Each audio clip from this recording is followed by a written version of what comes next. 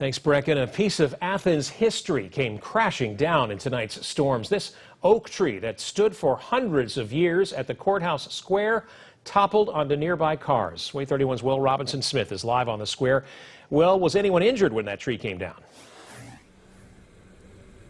Well, fortunately, Dan, no one was injured when the tree came crashing down. Just on the other side of the square is where those cars are. I was told by Athens officials that there were 3 people in one of the cars, but fortunately, they were able to make it out safely. But just to get a scale of how large this tree is, you can see one of the pieces of history that was missed, this statue to Confederate soldiers that were from Alabama that was narrowly missed by this tree. But just looking at the base, you can see just how large this tree trunk was. And now folks tell me that they're just sad that while one piece of history was preserved, another has now since gone.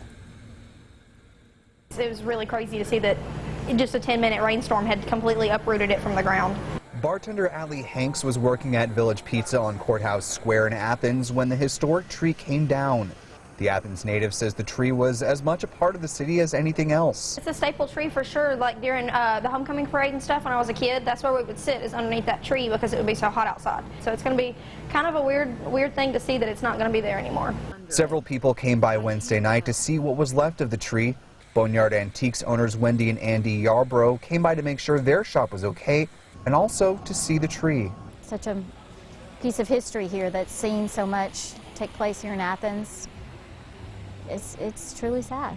But they hope this won't be the end of the tree's legacy in the city. It's nice to see them make something out of it if possible. I don't know what the cost would be, or what it would take to do that, but that tree has probably been here since probably Civil War times, and just to see it cut up and thrown in a landfill would be kind of tragic.